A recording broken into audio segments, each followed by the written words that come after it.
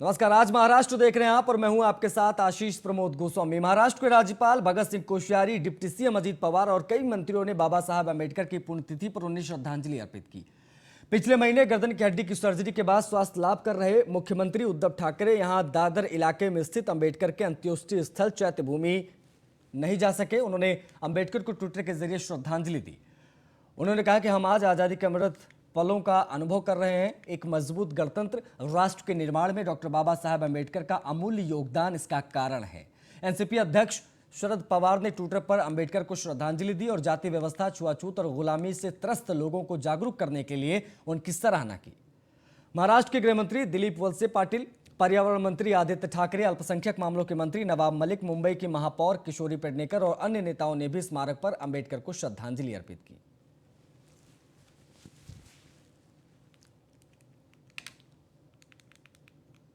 भारतीय संविधान के निर्माता डॉक्टर भीमराव अंबेडकर की 65वीं पुण्यतिथि पर देश भर में उन्हें याद किया गया। उनके चाहने वाले बाबा साहब की प्रतिमा पर पुष्प माला अर्पण कर उनका अभिवादन लेते नजर आए। महाराष्ट्र के अलग अलग जिलों में बाबा साहब अम्बेडकर को श्रद्धांजलि अर्पित की गई। मुंबई के पूर्व पुलिस कमिश्नर परमबीर सिंह को सुप्रीम कोर्ट से फिर से बड़ी राहत मिल गई है। परमबीर सिंह को गिरफ्तार नहीं किए जाने के आदेश को देश की शीर्ष अदालत ने कायम रखा है। वहीं इस मामले की अगली सुनवाई अब 11 दिसंबर को होगी। कोर्ट ने यह भी कहा है कि परमबीर सिंह पर लगे आरोपों की जांच पुलिस न करके अन्य जांच एजेंसी को दी जाए। परमबीर सिंह को महाराष्ट्र सरकार ने पिछले सप्ताह निलंबित कर दिया है। निलंबन के आदेश की कॉपी परमबीर सिंह को मिल चुकी है। ऐसे में माना जा रहा है कि अगर सुप्रीम कोर्ट उन्हें राहत नहीं देता है तो उनकी गिरफ्तारी भी हो सकती थी। परमबीर की गिरफ्तारी पर रोक अगले आदेश तक जारी रहेगा। परमबीर सिंह पर मुंबई और ठाणे में अलग अलग पुलिस स्टेशन में वसूली और जाति सूचक शब्दों के इस्तेमाल के 5 मामले दर्ज हैं। सोमवार को सुप्रीम कोर्ट ने उन्हें वसूली मामले में गिरफ्तार किए जाने से संरक्षण दिया था। आदेश देते वक्त अदालत ने परमबीर सिंह को जांच में हाजिर होने और सहयोग करने का भी निर्देश दिया था। अरेस्ट किए जाने से छूट की अवधि 6 दिसंबर तक तय की गई थी, जो एक बार फिर से बढ़ा दी गई है। महाराष्ट्र के पुलिस विभाग में ट्रांसफर और पोस्टिंग से जुड़े भ्रष्टाचार और मनी लॉन्ड्रिंग केस में ईडी की ओर से मुंबई के पूर्व पुलिस कमिश्नर परमबीर सिंह का बयान दर्ज किया गया। महाराष्ट्र के पूर्व गृह मंत्री अनिल देशमुख से जुड़े अवैध वसूली मामले में पूर्व निलंबित पुलिस अधिकारी का बयान दर्ज किया गया है। वहीं बयान ईडी के मुंबई में बेलाड स्टेट स्थित ऑफिस में धन शोषण निवारण अधिनियम के तहत दर्ज किया गया। परमबीर सिंह ने महाराष्ट्र के पूर्व गृह मंत्री अनिल देशमुख पर कुछ गंभीर आरोप लगाए थे। उन आरोपों के अलग अलग पहलुओं पर सिंह से सवाल जवाब किए गए। इससे पहले ईडी ने परमबीर को 3 बार समन भिजवाए थे, लेकिन वो हाजिर नहीं हुए थे। पूछताछ के बाद परमबीर सिंह का स्टेटमेंट दर्ज किया गया है। उन्हें आगे भी पूछताछ के लिए बुलाया जा सकता है।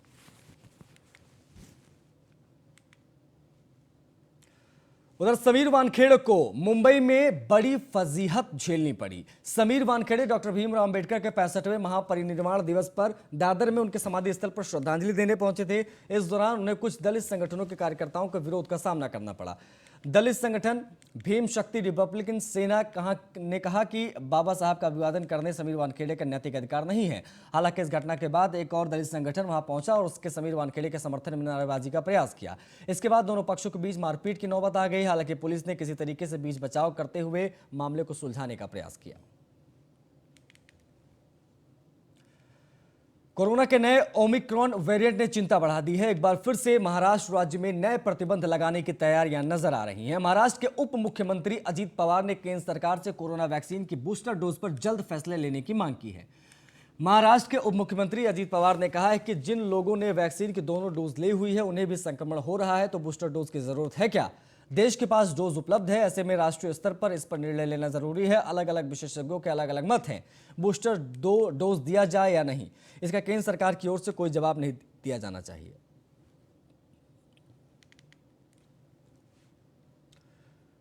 पुणे के पिंपरी चिंचवड़ में एक ही परिवार के 6 मरीज ओमिक्रॉन से संक्रमित हुए हैं।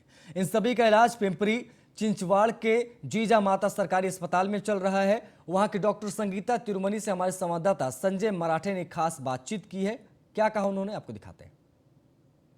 हम आप पिंपरी चिंचवड़ के जीजा माता रुग्णालय में आए।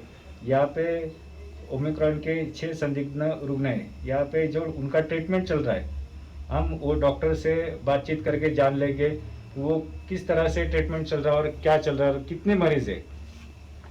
यहाँ पे कल 6 पेशेंट्स हैं जो ओमाइक्रॉन का डायग्नोसिस हुआ है, निदान हुआ है उनका।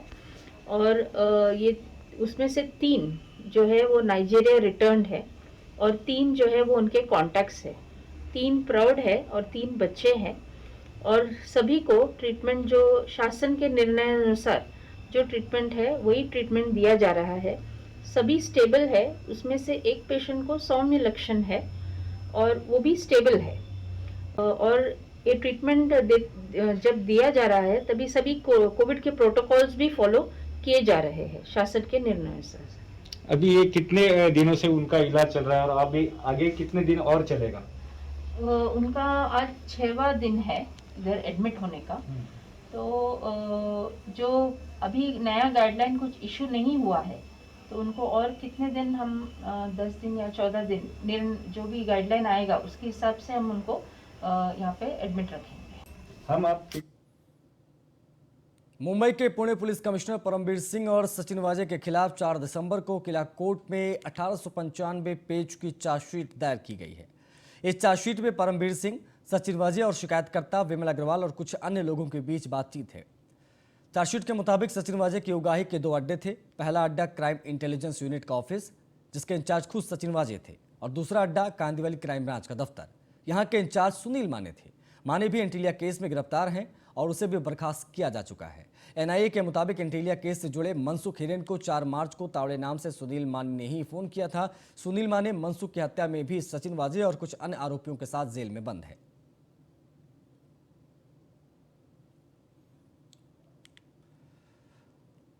भारतीय क्रिकेट टीम के मुख्य सिलेक्टर चेतन शर्मा ने न्यूज वन इंडिया के मुंबई कार्यालय का दौरा किया। भारतीय क्रिकेट टीम फिलहाल मुंबई में न्यूजीलैंड के खिलाफ दूसरे टेस्ट मैच में शानदार जीत दर्ज कर चुकी है। 31 अक्टूबर 1987 को वर्ल्ड कप टूर्नामेंट में न्यूजीलैंड के खिलाफ नागपुर में खेले गए मैच में चेतन शर्मा ने हैट्रिक ली थी, जो विश्व क्रिकेट टूर्नामेंट की पहली टेस्ट हैट्रिक थी। कुछ दिनों पहले इस विक्रम को 34 साल पूरे हुए हैं। इसके सम्मान में न्यूज वन इंडिया की ओर से चेतन शर्मा को उनके विश्व विक्रम की तस्वीर भेंट स्वरूप प्रदान की गई। साथ ही न्यूज वन इंडिया के महाराष्ट्र ब्यूरो चीफ दयानंद गोस्वामी ने स्वागत किया। इस मौके पर न्यूज वन इंडिया के महाराष्ट्र रेजिडेंट एडिटर आनंद गायकवाड़ ने चेतन शर्मा से बातचीत कर उन्हें भविष्य के लिए शुभकामनाएं दी।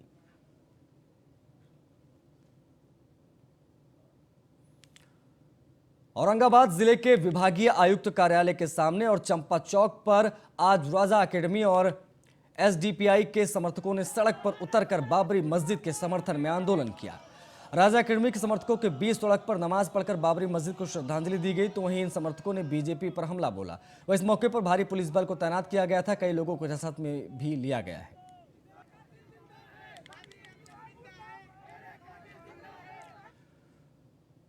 महाराष्ट्र में रोंगटे खड़े कर देने वाली ऑनर किलिंग की घटना सामने आई है, जहां औरंगाबाद की वैजापुर तहसील में एक युवक ने मां के साथ मिलकर अपनी गर्भवती बहन का सिर धड़ से अलग कर दिया। वारदात को अंजाम देने के बाद आरोपी हथियार लेकर पुलिस स्टेशन पहुंचा और सरेंडर कर दिया। पुलिस के मुताबिक आरोपी युवक संजय मोटे और महिला शोभा ने मिलकर 19 साल की कीर्ति थोरे की धारदार हथियार से हत्या कर दी। मां और बेटा दोनों बहन के प्रेम विवाह से नाराज थे, फिर भी वह उसके घर आने जाने लगे। पुलिस ने आगे बताया कि शुरू में लोगों को लगा कि विवाह की सबको मंजूरी मिल गई है, लेकिन मायके वालों के मन में कुछ और ही चल रहा था। रविवार को भाई और उसकी मां कीर्ति से मिलने पहुंचे थे, तभी घर के लोग खेत में काम करने गए थे। घर पर कीर्ति और उसका पति अविनाश थे।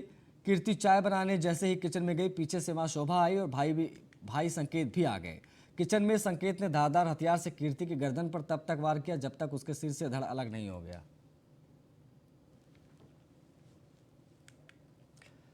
मुंबई के वर्ली इलाके में रविवार को एक निर्माणाधीन इमारत में एक भारी एंगल फिर जान की घटना में 50 साल के एक मजदूर की मौत हो गई।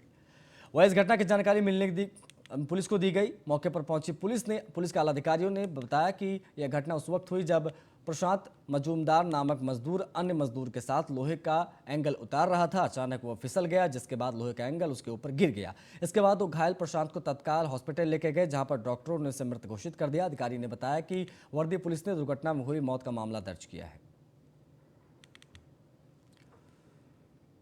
पॉपुलर टीवी एक्ट्रेस सैंतनी घोष ने अपने होम टाउन कोलकाता में 5 दिसंबर को अपने लॉन्ग टाइम बॉयफ्रेंड अनुग्रह तिवारी से शादी कर ली। सैंतनी ने सोशल मीडिया के जरिए फैंस को अपनी शादी की जानकारी दी। सैंतनी और अनुग्रह पिछले 8 साल से रिलेशनशिप में हैं। सैंतनी ने शादी के फोटोज सोशल मीडिया पर शेयर करते हुए लिखा कि और ऐसे ही मैं मिस से मिसेज बन गई। फोटोज में सैंतनी मंगलसूत्र पहने और माथे पर सिंदूर सजाए हुए नजर आ रही हैं। फोटोज को देख सैंतनी के फैंस और सेलेब्स ने उन्हें खूब बधाइयां दी। उनके पोस्ट पर अनीता हसनंदानी, आरती सिंह, सारा खान, देवीना बनर्जी, दीपिका सिंह समेत तमाम एक्टर्स ने बधाई दी।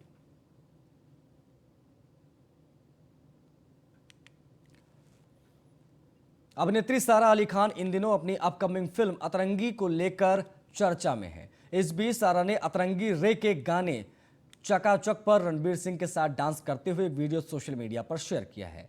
इसके कैप्शन में उन्होंने लिखा है कि super duper ultra cool Ranbir Singh, एक बार फिर से उन्होंने साबित कर दिया है कि वह क्यों किंग है। इसके लिए आपका बहुत बहुत धन्यवाद। आपके साथ डांस करना मिस कर रही हूँ, आप नंबर 1 हैं। इस वीडियो में रणबीर और सारा चकाचक गाने पर नागिन डांस करते दिख रहे हैं। उनके इस वीडियो को काफी पसंद भी किया जा रहा है। बता दें कि सारा अपनी फिल्म अतरंगी रे के प्रमोशन के लिए दिल्ली पहुंची है।